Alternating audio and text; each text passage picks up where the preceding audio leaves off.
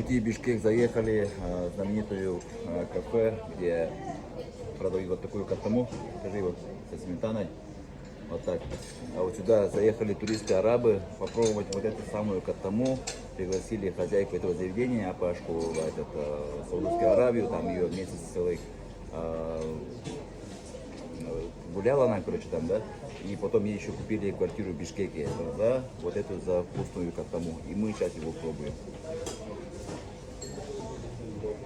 Реально вкусно. Еще чай с молоком. Все, спасибо. Вот по старой дороге, получается, Иссык-Куль, Бишкек. Есть вот такая вот кафешечная, очень много кафешек, картаму продают. Вот эта кафешка, где продают, работает эта популярная Пашка, которую в Дубай свозили, да, арабы. И там ее дочка сейчас работает, а Пашки нету. Она рассказывает, что ее 5000 долларов дали. А то, что квартиру купили в Бишкеке, это, говорит, неправда. И она сказала, что и здесь тоже есть наша землячка Туяра, хозяйка, но она сегодня не работает, говорит. В каком-то есть кафе, оказывается, есть наша землячка тоже здесь держит кафе. Вот так. Идем по центру Бишкека в обменный пункт. После Иссык-Куля воздух вообще другой. Даже невозможно как будто вдохнуть полной грудью.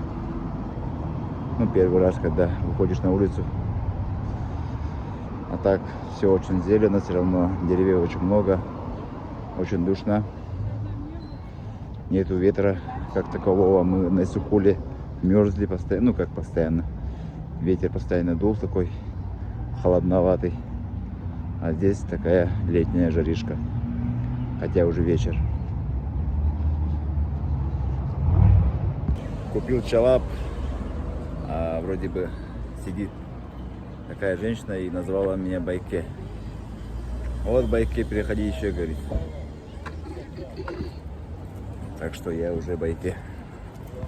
Заселились вот в таком районе, это центр Бишкека. Вот такой закат красивый. Вот старинный центр, видать, Бишкека. В 13 этаже живем. Вот там уже стоят новые ЖКшки. И такой смог или туман. Вот гора. Вот здесь горы тоже видны.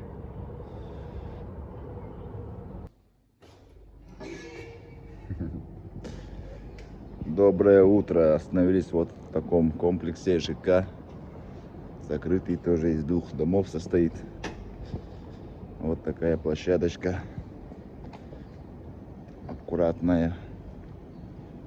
Здесь детская площадка со скамеечками. И там вроде спортплощадки с брусьями. Сегодня в Бишкеке будет жара. А мы с сыном идем на завтрак.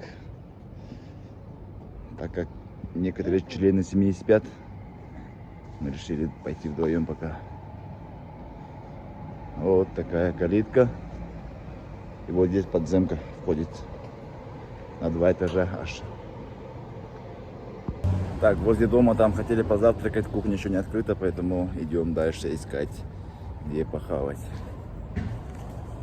Очень жарко, очень душно после Иссык-Куля.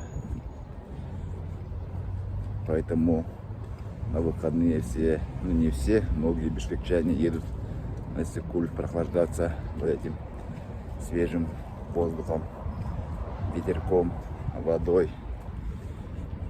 Говорят, там еще пробки выходные. Даже не выходные, вообще сезон начал в полноте на улице. И сейчас они ждут с такой надеждой на хороший сезон. Все готовятся, все там где-то колотят, кафешки, магазинчики маленькие вот эти. Всех такая вот подъемное состояние сейчас перед сезоном. Аж позавидовал им. Это же, наверное, так классно ждать поток клиентов, да? Так, взяли манты по 5 штук, порция, чайник чая и хлеб.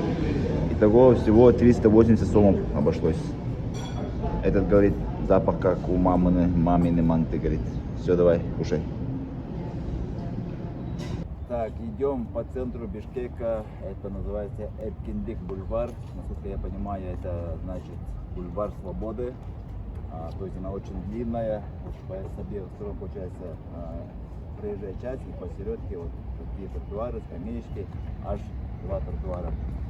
А мы идем на Дубовый парк, там хотим детям показать памятник Максима Кирилловича Амосова, нашего выдающегося земляка, государственного деятеля, который работал здесь, в городе Бишкеке, при становлении Кыргызской республики. То есть при нем Кыргызстан принял автономию. Вот. И детям тоже хотим показать, рассказать эту историю, и идем вот туда. Вот на Эркиндик бульваре на перекрестке вот есть такое местечко, где люди играют шашки, шахматы. Вот там сидят, вот готовые. Классно, да? Байкешки сюда приходят и сидят, играют, чилят. Я тоже хотел поиграть, но шахматы не умею, а шашки поиграл бы тоже с кем-нибудь.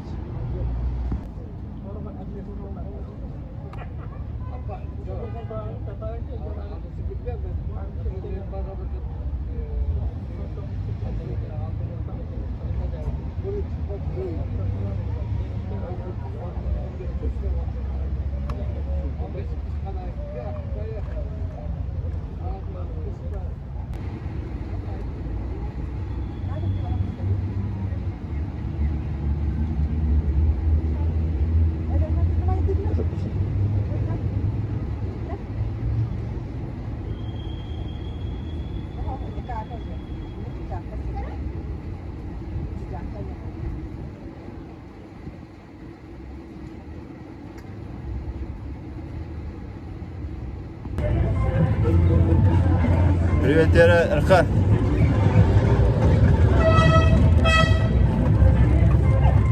Дубовый парк.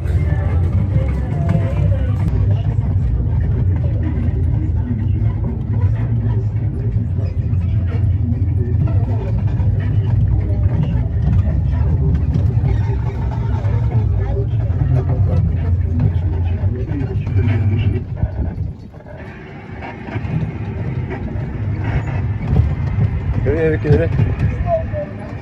Ну-ка, да?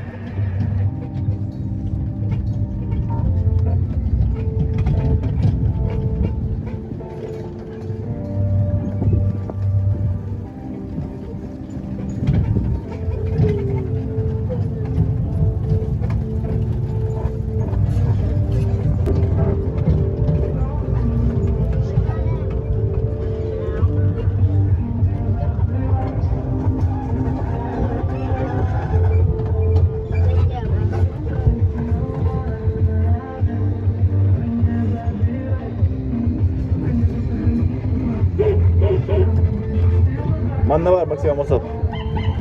Ол бодақ. Қандар манна бар. Оғдаған тұр өрді.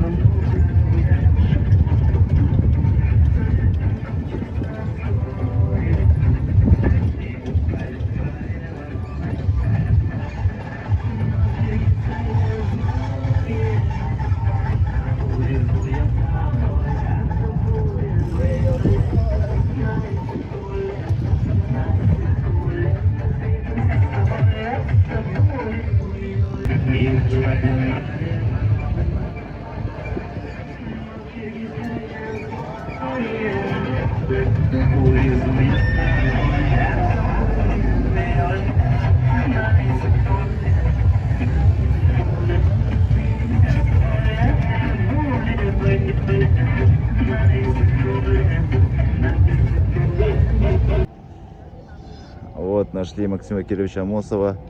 Вот там у женщины, которая продает напитки, спросили, она вообще не туда указала. Оказывается, он здесь стоит. Олана геймеринга, Олана Олмастана. Здесь что-то затопило жестко.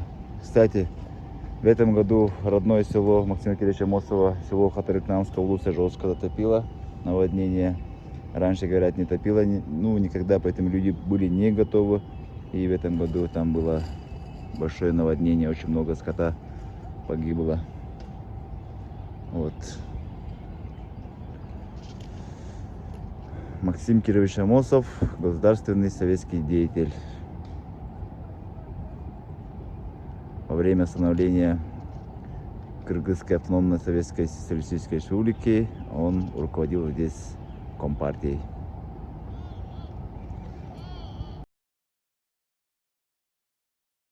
Посидели в Навате, вкусно и сытно поужинали и решили дальше посидеть в одном местечке с пацанами, детей и жен по домам привезли.